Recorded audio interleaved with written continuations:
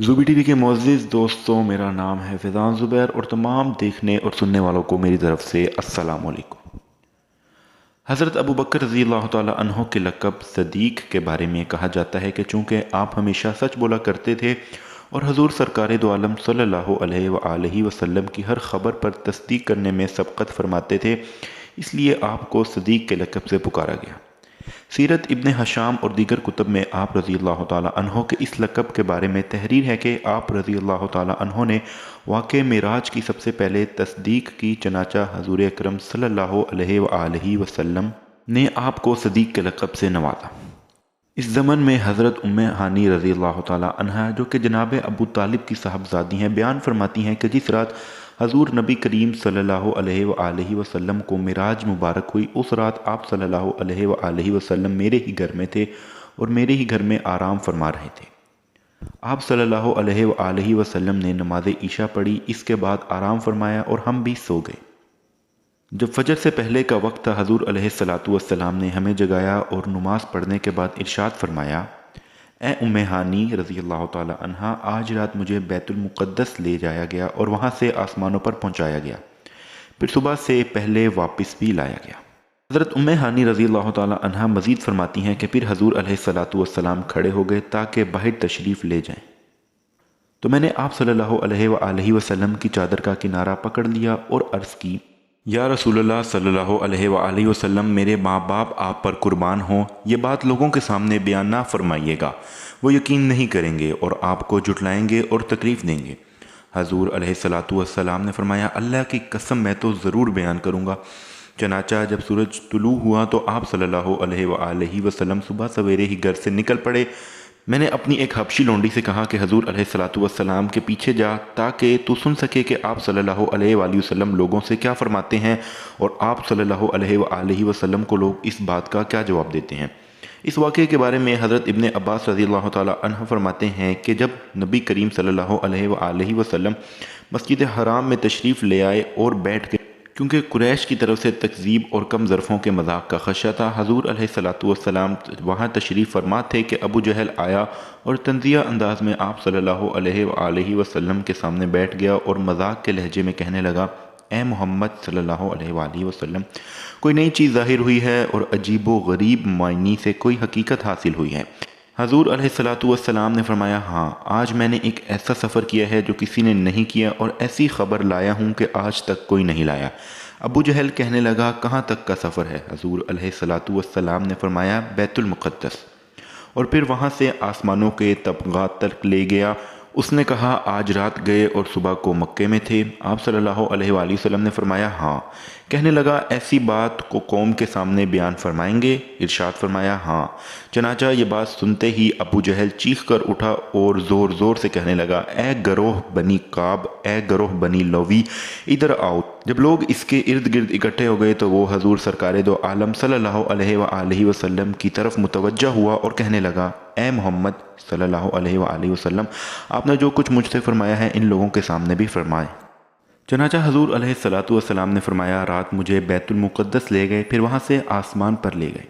تمام لوگ یہ سن کر حیران ہو گئے، کیونکہ ان کی ناقص عقلوں میں یہ بات ناممکنات میں سے تھی۔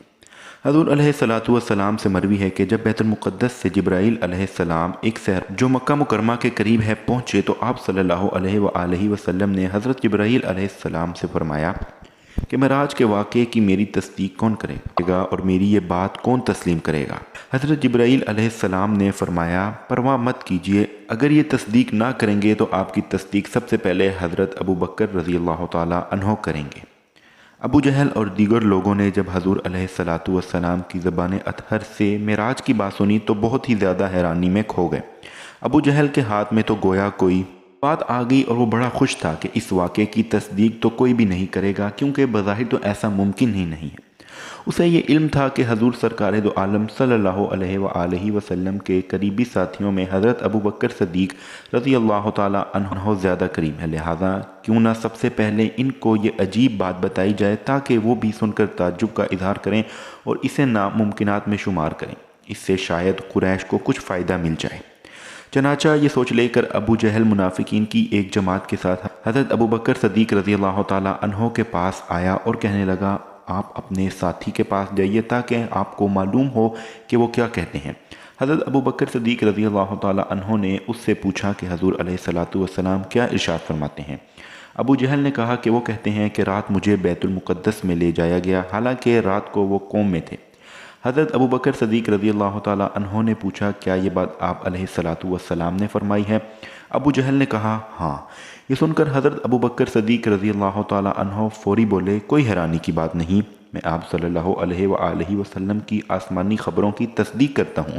اگر حضور علیہ الصلاۃ والسلام فرمائے کہ میں ساتوں آسمانوں سے بھی آگے نکل گیا اور پھر واپس بھی آ گیا تو بھی میں آپ صلی اللہ علیہ وآلہ وسلم کی تصدیق کرتا ہوں۔ ابو جہل نے یہ دیکھا تو کہنے لگا میں نے کسی ساتھی کو اپنے ساتھی کی اس طرح تصدیق کرنے والا نہیں دیکھا جیسا کہ آپ صلی اللہ علیہ وآلہ وسلم ہیں۔ ابو جہل یہاں سے ناکام و نامراد ہو کر واپس ہوئے۔ اس کے بعد حضرت ابو بکر رضی اللہ تعالی عنہ حضور سرکار دو عالم صلی اللہ علیہ وآلہ وسلم کی خدمت اقدس میں حاضر ہوئے اور یا رسول اللہ صلی اللہ علیہ وآلہ وسلم آپ نے فرمایا ہے کہ مجھے رات آسمانوں پر لے جایا گیا ہے؟ حضور علیہ الصلاۃ والسلام نے ارشاد فرمایا ہاں میں نے کہا ہے۔ حضرت ابو بکر صدیق رضی اللہ تعالی عنہ نے کہا آپ صلی اللہ علیہ وآلہ وسلم نے سچ فرمایا۔ پھر عرض کیا یا رسول اللہ صلی اللہ علیہ وآلہ وسلم یہ کیسے ہوا؟ آپ صلی اللہ علیہ وآلہ وسلم بیان فرماتے جاتے تھے اور حضرت ابو بکر صدیق رضی اللہ تعالی عنہ آپ کی ہر بات ختم کرنے پر کہتے یا رسول اللہ صلی اللہ علیہ وآلہ وسلم آپ نے سچ فرمایا۔ حضور علیہ الصلاۃ والسلام واقعہ سنا چکے تو فرمایا اے ابو بکر رضی اللہ تعالی عنہ تم میری ہر بات کی تصدیق کرتے ہو؟ حضرت ابو بکر صدیق رضی اللہ تعالی عنہ نے عرض کی یا رسول اللہ صلی اللہ علیہ وآلہ وسلم کیسے تصدیق نہ کروں؟ وہ اللہ جس نے جبرائیل علیہ السلام کو 1000 مرتبہ نیچے اتارا محمد صلی اللہ علیہ وآلہ وسلم کو بھی زمین سے آسمان پر لے جا سکتا ہے۔ کہتے ہیں کہ اس دن سے حضرت ابو بکر صدیق رضی اللہ تعالی عنہ کو صدیق کا لقب عطا ہوا، کیونکہ سب سے پہلے جس نے حضور نبی کریم صلی اللہ علیہ وآلہ وسلم کے معراج پاک کی تصدیق کی وہ حضرت ابو بکر صدیق رضی اللہ تعالی عنہ تھے، اور جس شخص نے سب سے پہلے جھٹلایا اور حضور علیہ الصلاۃ والسلام کی تکذیب کی وہ ابو جہل ہے۔ چنانچہ اس سے ثابت ہوا کہ جو شخص حضور علیہ الصلاۃ والسلام کے معراج پاک کی تصدیق کرتا ہے وہ حضرت ابو بکر صدیق رضی اللہ تعالی عنہ کا پیروکار ہے، اور جو شخص اسے انکار کرتا ہے وہ ابو جہل کی پیروی کرتا ہے۔